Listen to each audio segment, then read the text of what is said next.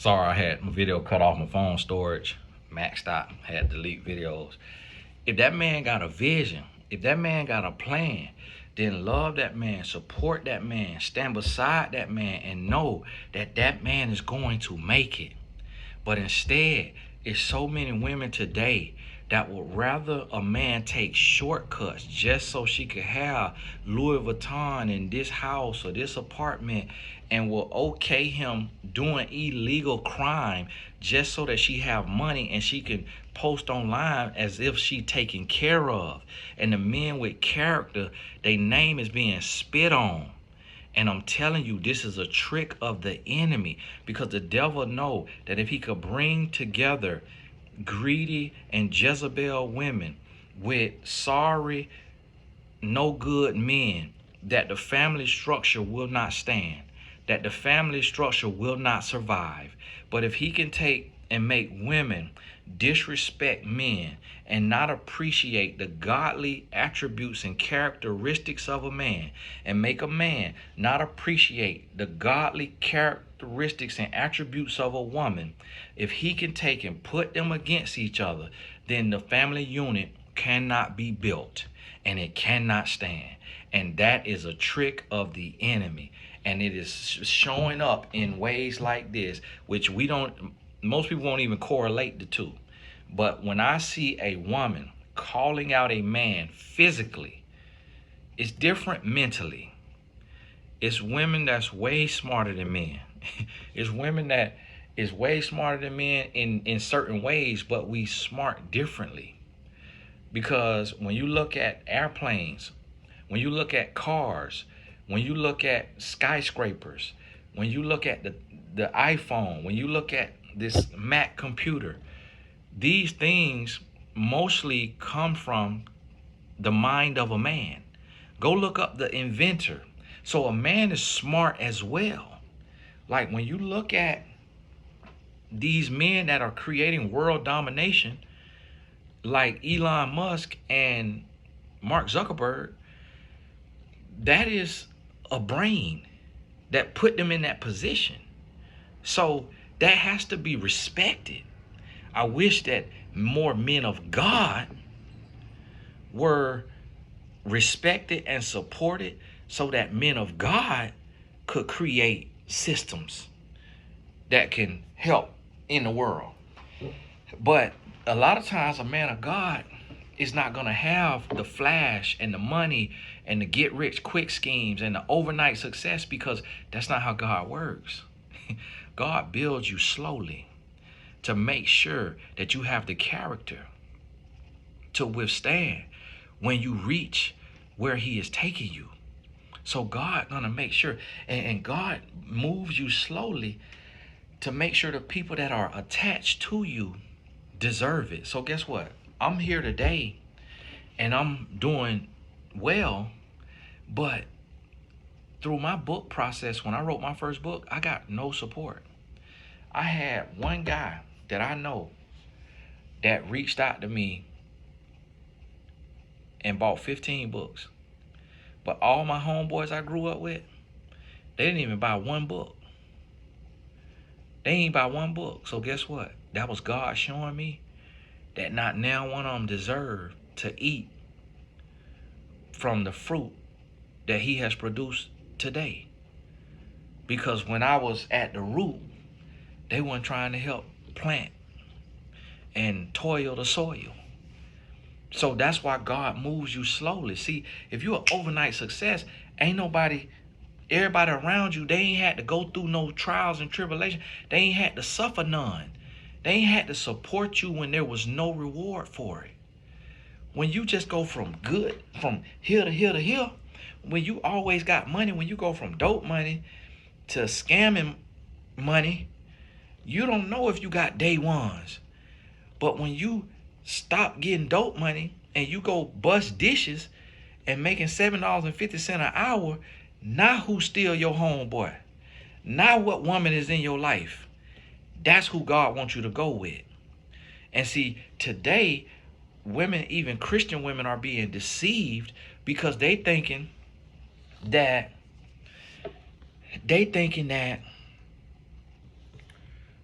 a man got to have it all together. They thinking that, oh, he need to have all of this. Well, guess what? The man could take a look at the woman the same way and be like, okay, well, you need to get 20 pounds, 50 pounds off of you. You want me to have 6-figure income, but your body not where it's supposed to be. You're not even financially secure. So how you just want me to be all this financially secure? If I'm so financially secure as a man, then what do I need you for? Because if you're not willing to be with me and build and climb and be a motivator and a supporter, if you're saying, oh, well, I have the babies, well, how we know you can have children, for one? Because we don't know till we try. And if we Christian and we waiting until marriage, then we're going to be married before we find out whether you can have kids or not. So if that's what you're saying your worth is, that's not a guarantee. And then let's say you can't have children, and so that we're not going to have kids, or we're going to adopt. But now we adopting, and yeah, you supporting and you sowing and you pouring into these children, but this is somebody else's seed that we taking care of. This don't come from me. So it take more than just saying, oh, here go my vagina and my stomach. No, you have to be spiritually and emotionally supportive as well as physically. And the same for the man. So if the man say, listen, I'm finna devise a plan that's gonna get us out of paycheck to paycheck. And this is what a man of God is gonna do. He gonna say, I'm finna get us out of paycheck to paycheck. And that's what is in our mind. That's what we trying to do. So while my wife was loving me at $8 or $9.50, $8.50 an hour, then $9.50 an hour, and then $10 an hour. By the time I hit $10 an hour, I had then a month later became a full-time entrepreneur. And I went from making $20,000 a year. I made $20,000 a year. I made $18,000 to $20,000 a year for the first 5 years of my wife and our relationship. First 5 years of our relationship, first 4 years of our marriage. I made $18,000 to $20,000 a year. We completely grown. So sometimes people say, well, Tony, that's different. Y'all was young. No, we were not children. We were adults. We was young. But guess what? On my job, it's a group home. You work the job until you die. So I was working with men who were 55 years old, 60 years old, because that is a real job. You don't get paid more just because you older. A job is a job. So you're not finna get $60,000 a year because you 60 years old and I'm 20 years old. We doing the same job as group home counselors. So you making exactly what I'm making and you 60 years old. So a man have to create something else. And a man of God who is told to love his wife as Christ loved the church and to present her blemish and spot free, that man is going to be motivated to provide love in every area on a high level. And so he's going to be pushed emotionally and spiritually to a high level. And what he needs to see is that this woman sees who he is in Christ, that this woman can love him, that this and support him as long as he is treating her the way Christ treats the church. Nobody is asking, I'm not asking a woman to support a deadbeat man. A man who makes less than 50,000 is not a deadbeat. What make a man a deadbeat is when he fails to try, when he quits trying, when he is complacent and comfortable in his sin and in his slop and in his laziness. That's a deadbeat.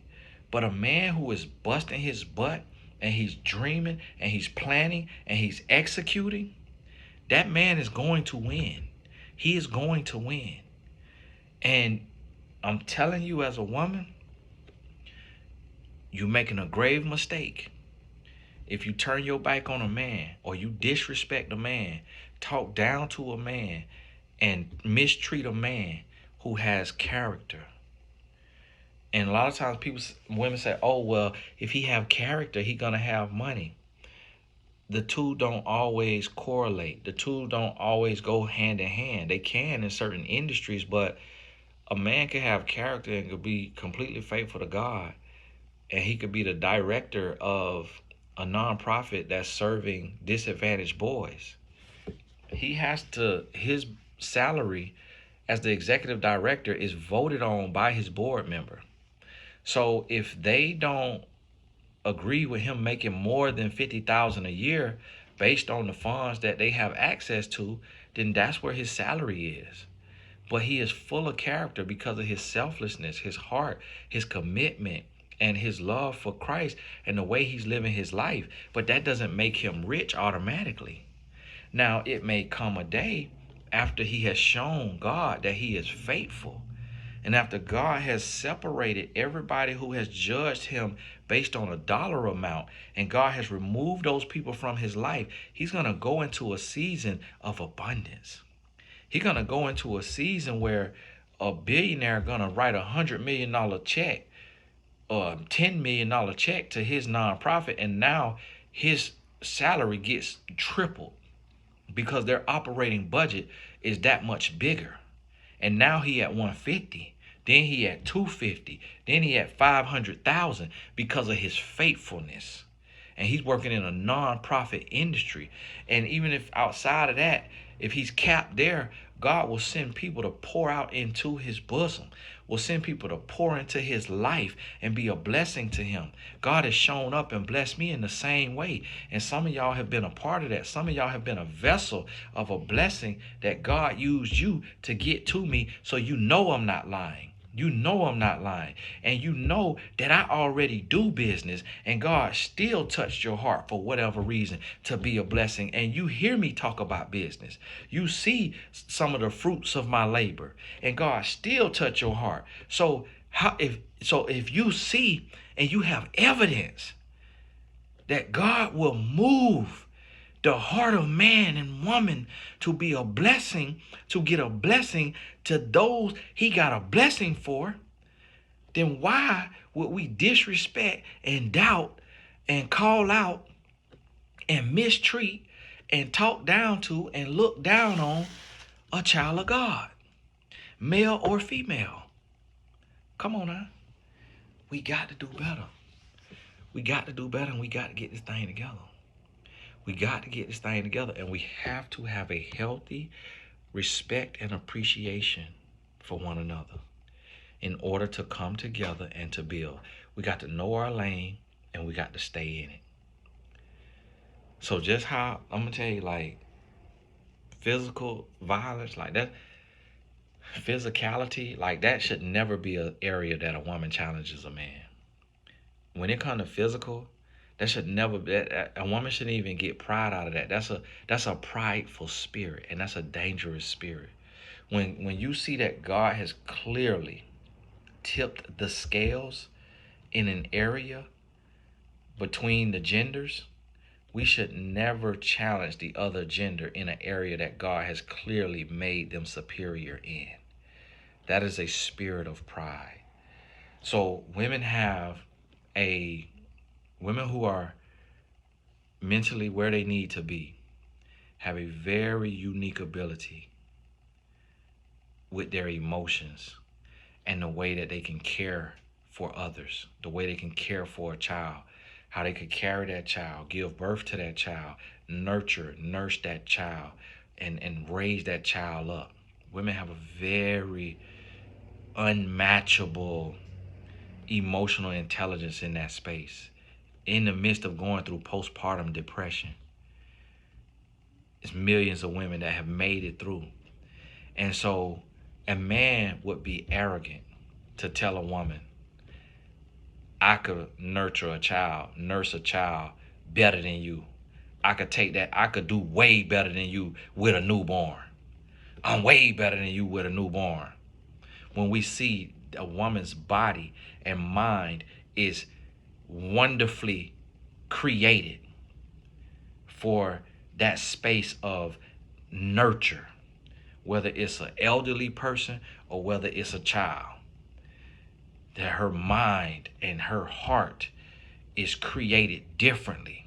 Whereas men, if we honest with ourselves, and I'm a man, so I'm gonna be honest for every man because some men gonna lie.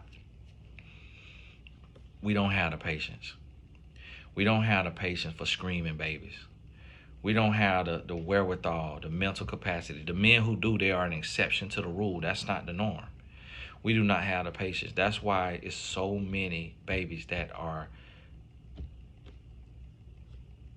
by a man, because of the lack of the patience, because of how a man's brain is wired. I'm telling you now. And if a woman who gave birth to the baby,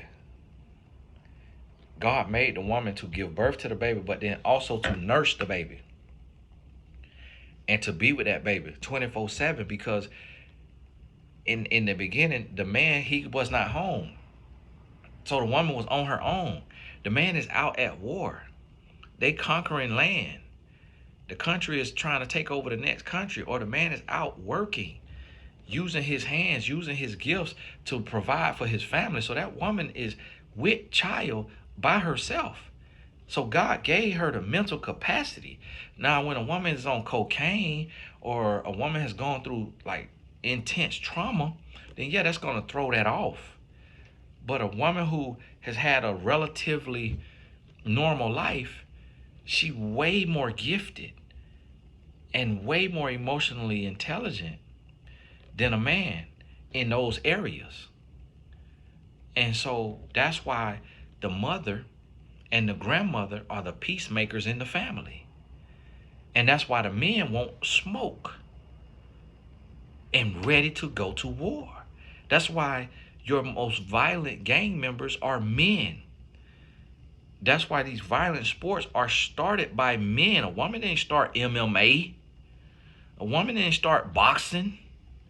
Men started these sports because that's a man nature to get aggressive. Women adopted the sports. A father who wanted a son put his daughter into physical combat, living through her. But that don't even make sense for a father to put his daughter in a physical combat sport versus something where she could use her mind and use her strength but not be beat on. Like, that doesn't even compute. Like, I honestly question men who put their sons into physically combative sports that do damage to the brain. But that shows you the human state of boredom and complacency without purpose. That's why sports exist, from a lack of purpose. So we created sports to entertain us. You got to think about this. I played basketball and football. I done did boxing training too. And so, listen, but I had to step outside of it. Although I love boxing, although I go to the fight sometimes, I still can step outside of it and truly analyze the origin of it and the idiocracy in the origin of it. And like, why are we doing this when we could be building buildings and building infrastructure and technology and enhancing our world? Why are we spending so much time, countless hours, for combat sports like football and boxing and MMA? But that's a part of our world. But see, when we start to appreciate men and women, men appreciate women, women appreciate men, and we come together and we create a family and we build with a mutual and healthy respect, oh, we dangerous. We giving the devil a black eye, and that ain't what he want. And that's why we got women calling men out physically, and we got men minimizing the contribution of a woman. We got men reducing a woman to just this one thing or just that one thing, and minimizing them in their natural gifts, like discrediting their natural abilities and natural gifts and the things that only their body can do as well. We got men minimizing that. And then we got women minimizing the mind and the heart and the tenacity and the courageousness of men. And we need to stop because we hurting ourselves. We hurting ourselves. Hey, this is Tony Gasson. God bless you. We'll talk soon.